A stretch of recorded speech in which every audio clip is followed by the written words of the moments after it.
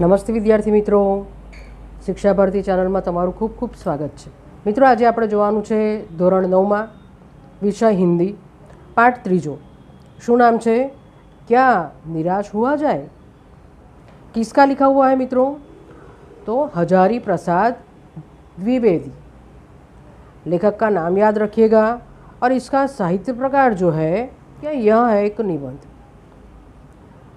तो इस निबंध में लेखक हमें क्या समझा रहे हैं, उनके कुछ अनुभव है जीवन के, और हमें जीवन में क्यों निराश नहीं होना चाहिए यह बताया गया हुआ है। मैं सबसे पहले आपको इस पाठ का सारांश बताऊंगी, फिर जैसे हम हर बार करते हैं स्वाध्याय, ठीक है, और उसका पूरा सॉल्यूशन, स्वाध्याय का पूरा सॉल्यूशन, ठीक है। तो आप तैयार हो ना? अभी तक आपने शिक्षा भारती चैनल को सब्सक्राइब नहीं किया है तो जल्दी से सब्सक्राइब कर ले मित्रों, क्योंकि अब सब आपके जितने भी सब्जेक्ट है, लैंग्वेज सब्जेक्ट माने कि गुजराती, हिंदी, संस्कृत और सोशल साइंस, तो उसके सब वीडियो अभी आपके पास धीरे धीरे पहुंच ही रहे हैं। इसलिए इसके साथ बने रहिए और पढ़ते रहिए। ध्यान से सब्सक्राइब कीजिए, लाइक कीजिए और मित्रों के साथ खूब खूब खूब खूब शेयर कीजिए और स्वाध्याय के लिए तैयार हो जाइए। तो देखिए मित्रों, क्या निराश हुआ जाए, क्या कहा गया है यहाँ पर? हमें यहाँ बताया गया हुआ है हजारी प्रसाद द्विवेदी ने। सबसे पहले हम थोड़ा सा परिचय उनका लेंगे। लेखक का जो परिचय है, कब उनका जन्म हुआ, कहाँ हुआ, कब उनका देहांत हुआ, यह सब हम पहले देखेंगे।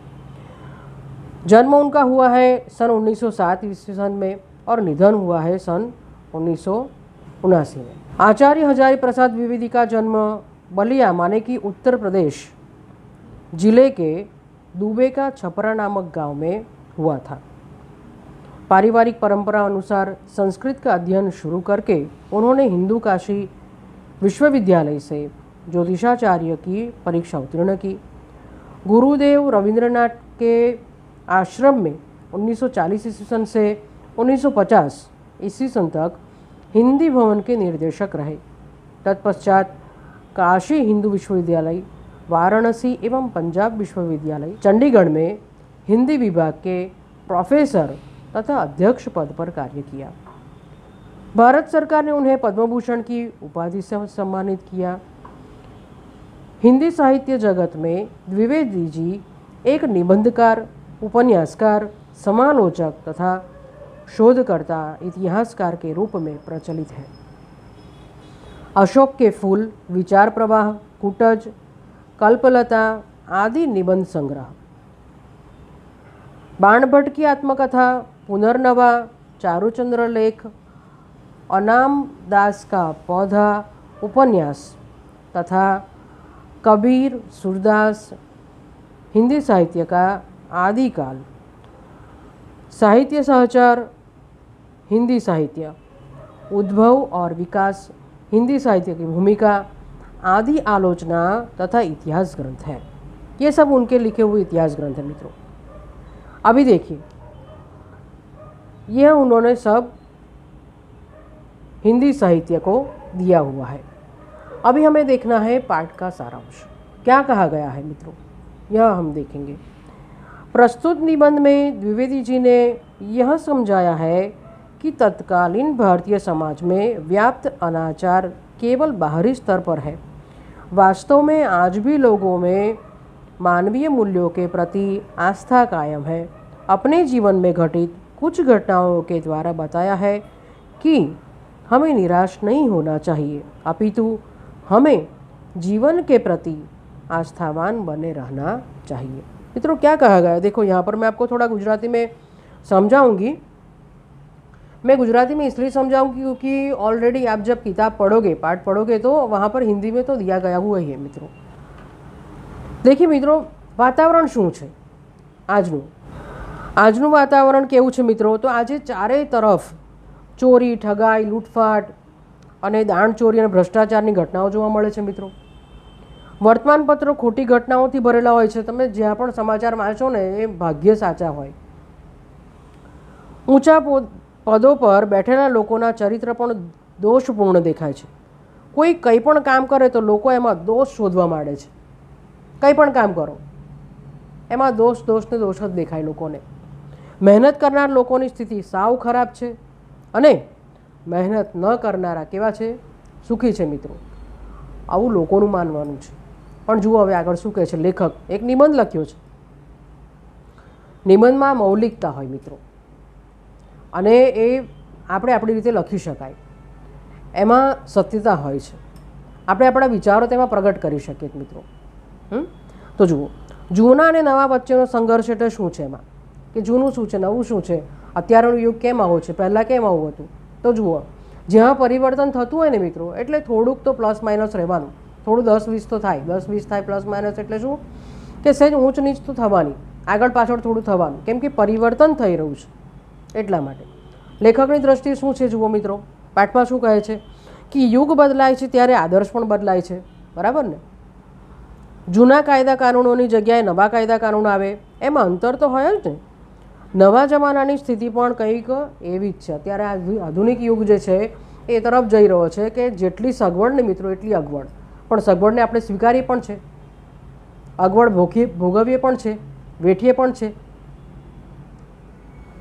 એમાં કશું નવું હોતું નથી. દરેક પરિવર્તન પછી આવું જ થાય છે. આ લેખકનું માનવું છે મિત્રો.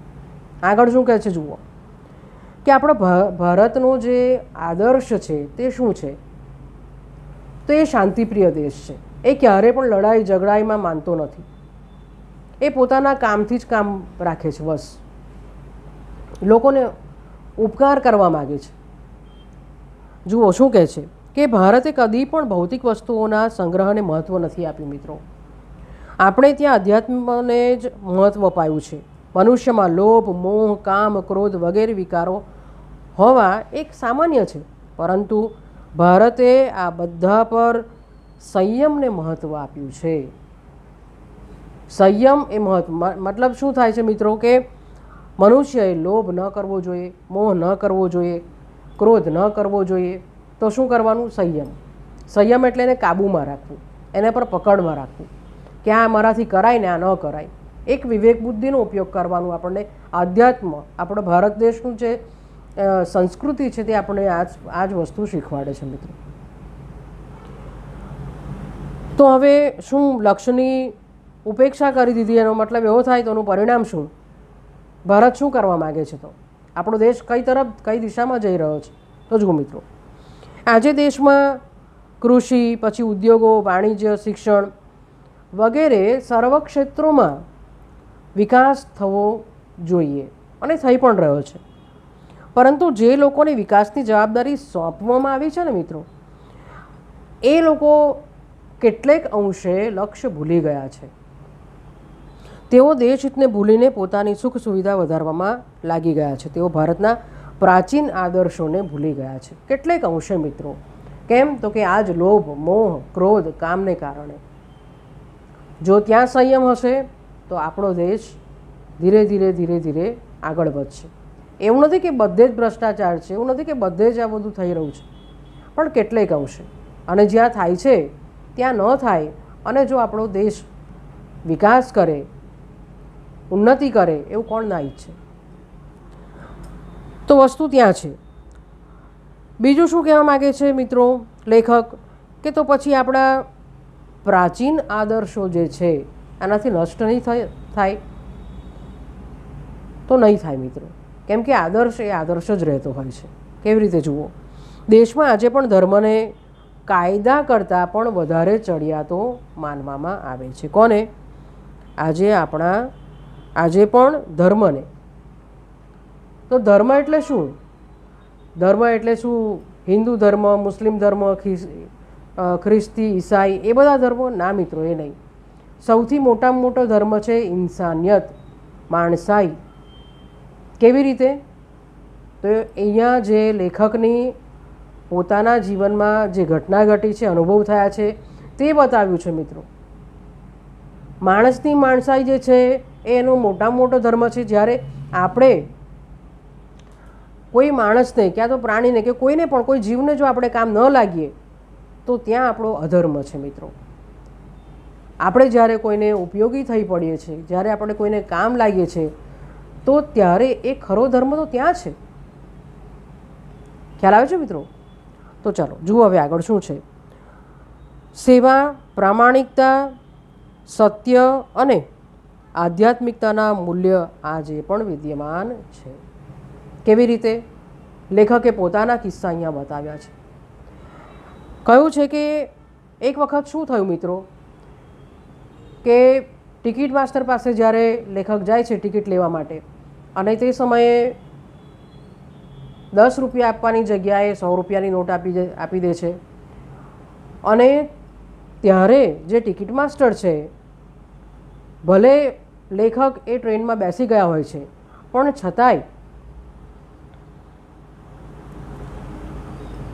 છતાં પણ એ જે ટિકિટ માસ્ટર છે લેખકને શોધતા એમને 90 રૂપિયા આપવા માટે એમને ગમે ત્યાંથી પણ શોધીને ઝડપથી 90 રૂપિયા તેમને પાછા આપી દે છે. તો માણસ અહીંયા જે વિદ્યાર્થી મિત્રો વસ્તુ એ છે કે માણસાઈની જે માણસાઈ છે તે અહીંયા છે. બીજો એક એવો કિસ્સો થયો છે.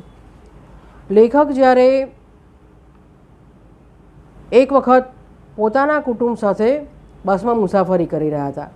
અચાનક રાત્રે બસ બગડી જાય છે મિત્રો, અને કંડક્ટર સાયકલ લઈને જતો રહે છે. તો બસમાં જેટલા પણ લોકો હોય છે ને એ બધા જ ડ્રાઈવરને કોસવા લાગે છે, બોલે છે જેમ તેમ કે આવી અવસ્થામાં અમને રસ્તામાં છોડીને અડધી રાતે આવી રીતે કંડક્ટર જતો રહ્યો, આ એમણે બરાબર નથી કર્યું, એમ લોકો એમને કંડક્ટરની બુરાઈ કરવા લાગે છે, ડ્રાઈવરને જેમ તેમ બોલે છે. અને ત્યાં લેખક વચ્ચે પડીને એમને શાંત કરે છે કે તમે શાંત થાઓ. થોડીક જ વારમાં જે કંડક્ટર સાયકલ લઈને ગયો છે એ કંડક્ટર એક બીજી બસ લઈને આવતો દેખાય છે, અને સાથે સાથે લેખકના બાળકો માટે દૂધ અને પાણી પણ લઈ આવ્યા છે. આ છે કંડક્ટરની માણસાઈ. તો મિત્રો આ જે માણસાઈ છે, માણસની અંદર જે રહેલી છે, એ ધર્મ નહીં તો બીજું શું છે? એટલે ચારે તરફ માત્ર અંધાધૂંધી, ચોરી, લૂંટફાટ ને આ જ બધું થઈ રહ્યું છે એવું નથી મિત્રો. દુનિયા ટકી રહી છે એનો અર્થ એક જ છે મિત્રો કે ભલે 1000 બુરા હશે પણ એકાદ તો એમાંથી સારો તો નીકળશે જ. 1000 બુરાઈ હોય છે માણસમાં, પણ એમાં જે સારપ છે, એમાં એની જે ભલમનસાઈ છે, એની અંદરની જે માણસાઈ છે, એ ક્યાંક ને કંઈક ને કંઈક અંશે પડેલી હોય છે, રહેલી હોય છે. માટે મિત્રો હતાશ થવાની જરૂર નથી. બસ આ જ વાત લેખકની મહત્ત્વની એ દર્શાવવા માગે છે અહીંયા આ નિબંધમાં. ખ્યાલ આવી ગયો છે હું આશા રાખું છું મિત્રો. ઝડપથી આપણે સમાનાર્થી શબ્દ જોઈ લઈશું, મુહાવરે કેટલાક આપ્યા છે જોઈ લઈશું, અને પછી જોઈશું સીધું સ્વાધ્યાય. ઠીક છે મિત્રો, ચાલો ત્યાર. शब्दार्थ और टिप्पणी। तस्करी माने चोरी, मनीषी माने पंडित और मेधावी, माहौल माने परिस्थिति, निरीह माने निराधार, फरेब माने धोखा, भीरू माने कायर, आलोडन माने मथना या फिर हिलोरना, निकृष्ट माने अधम या फिर नीच, गुमराह माने भूल हुआ, पैमाना माने मापदंड, दकियानुसी माने कि पुराने ख्याल वाला, त्रुटि माने कमी या फिर गलती, और कातर माने लाचार। यहाँ मुहावरे दिया गया हुआ है मित्रों। मन बैठ जाना, वेरी मोस्ट IMP आने टिक करीने राखो। उदास होना या मन मारना, फलना फूलना माने समृद्ध होना या विकसित होना, पर्दा फाश करना, यह भी टिक करके रखिए मित्रों, ये भी पूछा जाता है। भेद खोलना, ज्योति बुझना माने मरना, कातर ढंग से देखना माने भयभीत होकर देखना। चलिए मित्रों, अभी हम लोग देखेंगे स्वाध्याय की ओर। ठीक है, पहला प्रश्न यहाँ पर दिया गया हुआ है, एक एक वाक्य में उत्तर लिखिए। उसमें पहला प्रश्न है, आज समाचार पत्र में कौन कौन से समाचार भरे रहते हैं। मित्रों इसका जवाब आएगा, आज समाचार पत्र में चोरी, डकैती, तस्करी और भ्रष्टाचार के समाचार भरे रहते हैं। दूसरा क्वेश्चन है, देश का वातावरण आज कैसा बन गया है। उत्तर आएगा मित्रों, देश का वातावरण आज ऐसा बन गया है कि लगता है देश में कोई ईमानदार आदमी ही नहीं बचा है। तीसरा प्रश्न, भारतवर्ष ने किसको अधिक महत्व नहीं दिया है।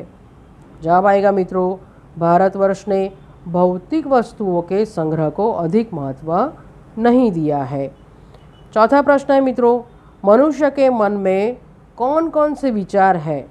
उत्तर है मित्रों, मनुष्य के मन में काम, क्रोध, लोभ, मोह आदि विकार है। तो यहाँ थोड़ा करेक्शन कर लेना, क्वेश्चन में आएगा विकार है। ठीक है मित्रों, चलिए पांचवा प्रश्न है, भारतवर्ष किसको धर्म रूप में देखता आ रहा है?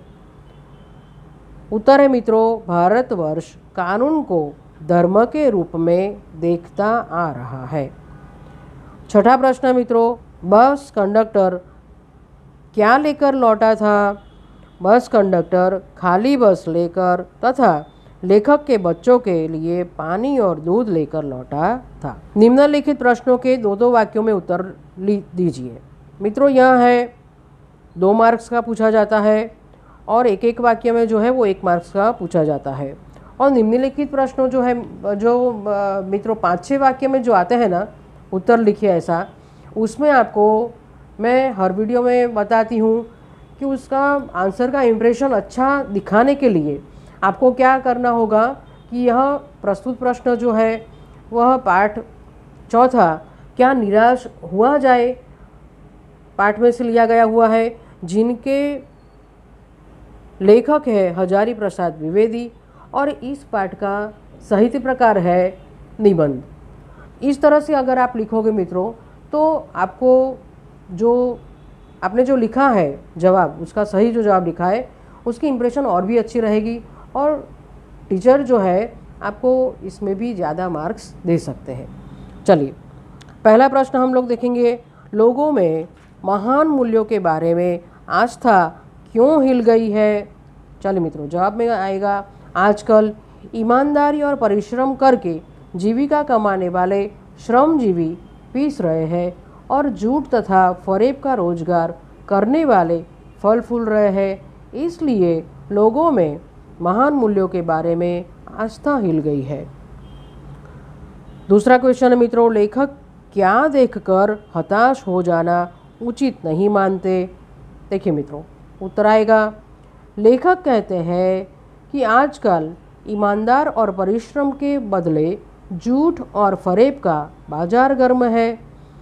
ऊपरी दिखाई देने वाली इस मनुष्य निर्मित स्थिति से लेखक हताश हो जाना उचित नहीं मानते।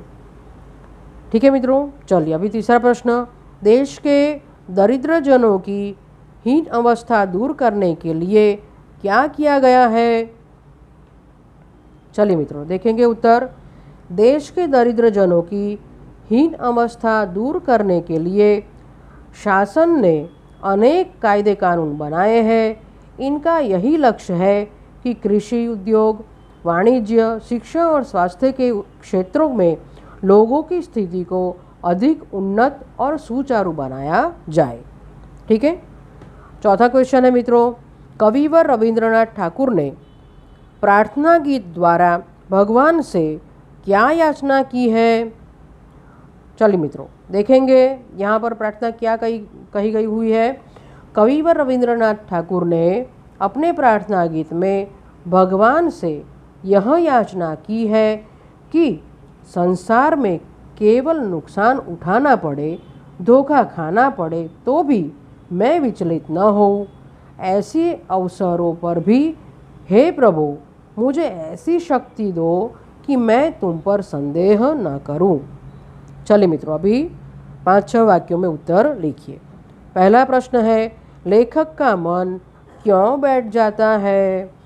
चलो मित्रों इसका उत्तर आएगा, हमारे देश के अखबार चोरी, डकैती, तस्करी और भ्रष्टाचार के समाचारों से भरे रहते हैं। राजनीतिक दल एक दूसरे पर आरोप प्रत्यारोप लगाते रहते हैं। ऐसा लगता है कि जैसे देश में कोई ईमानदार ही नहीं रह गया। लोग हर व्यक्ति को संदेह की दृष्टि से देखते हैं। जो जितने ऊंचे पद पर है उनमें उतने ही अधिक दोष दिखाई जाते हैं। सब अपने अपने स्वार्थों में लिप्त है। देश के हित की बातें बहुत कम हो रही है। देश और समाज की ऐसी दशा देखकर लेखक का मन बैठ जाता है। दूसरा प्रश्न मित्रों, भारतवर्ष को महामानव समुद्र क्यों कहा गया है? उत्तर है मित्रों, भारतवर्ष एक प्राचीन और विशाल देश है। सदियों से यहाँ अनेक जातियाँ आई और यहीं बस गई। विदेशों से अनेक धर्मावलंबी यहाँ आए और यहीं के होकर रह गए। इस प्रकार भारत आर्य और द्रविड़, हिंदू और मुस्लिम, यूरोपीय और भारतीय आदर्शों की मिलन भूमि है। भारतीय सभ्यता में विदेश से आए सभ्यताओं का भी प्रभाव है। यहाँ की संस्कृति में विदेशी संस्कृतियाँ घुल मिल गई है। भारतीय समाज में देशी विदेशी तरह तरह के लोग आए और समा गए। इसलिए भारतवर्ष को महामानव समुद्र कहा गया है। अभी है मित्रों तीसरा प्रश्न, धर्म को भारतवर्ष में श्रेष्ठ क्यों माना गया है? चलिए मित्रों, यह रहा उत्तर। शासन और समाज की सुख सुविधा के लिए सरकार तरह तरह के कानून बनाती है, लेकिन भारतवासियों की दृष्टि में धर्म कानून से बड़ा है। धर्म के कारण ही अब भी सेवा, सच्चाई, ईमानदारी और आध्यात्मिकता आदि बने हुए हैं। धर्म के भय से मनुष्य झूठ और चोरी को गलत समझता है। धर्म बुद्धि के कारण ही लोग दूसरों की पीड़ा पहुंचाना पाप मानते हैं। धर्म बुद्धि ही लोभ, मोह, काम, क्रोध आदि विकारों पर संयम रख सकती है और निकृष्ट आचरण करने से रोकती है। इसलिए धर्म को भारतवर्ष में श्रेष्ठ माना गया है। चौथा और अंतिम क्वेश्चन मित्रों, कंडक्टर ने अपनी ईमानदारी कैसे बताई? चलिए मित्रों, एक बार लेखक सपरिवार बस यात्रा कर रहे थे। गंतव्य स्थान से लगभग 5 मील पहले एक सुनसान स्थान पर बस खराब हो गई। कंडक्टर समझ गया कि यह बस अब आगे नहीं जा सकती। वह एक साइकिल लेकर चला गया। उस समय रात के 10 बजे थे। यात्री बस ड्राइवर पर अपना क्रोध उतारने लगे। लेखक के बच्चे भोजन और पानी के लिए व्याकुल थे। यात्री ड्राइवर को मारने के लिए तैयार हो गए। ठीक उसी समय बस कंडक्टर एक खाली बस लेकर आया। यात्री उसमें सवार हो गए। कंडक्टर लेखक के बच्चों के लिए पानी और दूध भी लाया था। इस तरह बस कंडक्टर ने अपनी ईमानदारी और सज्जनता बताई। ठीक है मित्रों, अभी हम लोग देखेंगे मुहावरों का अर्थ और उसका वाक्य में प्रयोग कीजिए। पहला है मन बैठ जाना, उदास होना। यहाँ पर वाक्य इस तरह से भी लिख सकते हो, आप अपने हिसाब से भी लिख सकते हो। मैंने यहाँ अपने हिसाब से लिखा है। बार बार की असफलता से उसका मन बैठ गया है। फलना फूलना का अर्थ होता है मित्रों विकसित होना या समृद्ध होना। महात्मा ने मुझे फलने फूलने का आशीर्वाद दिया। उसके बाद है हवाई उड़ना। हवाई उड़ना माने क्या? यहाँ पर पाठ में जो दिया गया हुआ है, आप पढ़ोगे तब समझ में आएगा। चेहरे पर हवाइयाँ उड़ना, इस तरह से है। हवाइयाँ उड़ना का मतलब ये होता है। मतलब क्या है? अभी ये देखिए, चेहरे का रंग फीका पड़ना। उत्तर में आएगा उसका वाक्य में, लोगों का क्रोध देखकर कंडक्टर के चेहरे पर हवाइयाँ उड़ने लगी। ठीक है मित्रों, इसके अलावा आप अपने हिसाब से कोई भी वाक्य बना करके लिख सकते हैं। उसके बाद है ढाढ़स बंधाना। यह मतलब होता है इसका सांत्वना देना या तसल्ली देना। वाक्य आएगा, गरीब मजदूर के घर में चोरी हो जाने पर पुलिस ने उसे ढाढ़स बंधाई। कातर ढंग से देखना मित्रों, इसका अर्थ होता है भयभीत होकर देखना। सुरेश नकल करते हुए पकड़ा गया तो बड़े कातर ढंग से निरीक्षक की ओर देखने लगा। मित्रों, यहाँ पर आपकी पुस्तक में और एक शब्द दिया गया हुआ है, वह है पर्दा पत्रक करना। ऐसा कोई वर्ड हमारे पुस्तक में इस पाठ में दिया गया हुआ नहीं है और इसका ऐसे कोई अर्थ हमें समझने का ज़रूरत नहीं है। शब्द समूह के लिए एक एक शब्द दीजिए। चलिए मित्रों, क्या है? धर्म से डरने वाला, धर्मभीरु, मिलन की भूमि, मिलन भूमि, और सुख देने वाला, सुखद। विशेषण बनाइए मित्रों। तो फिर भारत का होता है भारतीय, समाज का होता है सामाजिक, क्रोध का होता है क्रोधी, समय का होता है सामयिक, और धर्म का होता है धार्मिक। भाववाचक संज्ञा में भाववाचक बनाइए। डाकू का होता है डकैती, आदमी का होगा आदमियत, बहुत का होगा बहुतायत, सभ्य का होगा सभ्यता, और मानव का होगा मानवता। विरोधी शब्द बनाइए मित्रों। देखिए, ईमानदार का अर्थ होता है यहाँ पर बेईमान, भ्रष्टाचार का अर्थ होता है मित्रों सदाचार, आंतरिक का अर्थ होता है मित्रों बाह्य, और सबल का अर्थ होता है मित्रों यहाँ पर निर्बल। ठीक है, तो यही है आपका पूरा स्वाध्याय का सॉल्यूशन। अगर आपको कोई भी इसके अलावा डिफ़िकल्टी लगती है तो आप कमेंट बॉक्स में लिख सकते हो। आपको हर वीडियो का लिंक गुजराती का, संस्कृत का और हिंदी का डिस्क्रिप्शन में दिया गया हुआ है। आपके कोई भी मित्र अगर 8th स्टैंडर्ड में पढ़ते हैं, उनके भी सारे वीडियो की लिंक्स वह भी डिस्क्रिप्शन बॉक्स में दी गई हुई है। उनको भी शिक्षा भारती से जोड़ दीजिए और आप भी जुड़े रहिए। ठीक है मित्रों, एक व्हाट्सएप ग्रुप भी बनाया गया हुआ है, वहाँ से भी आप संपर्क कर सकते हो।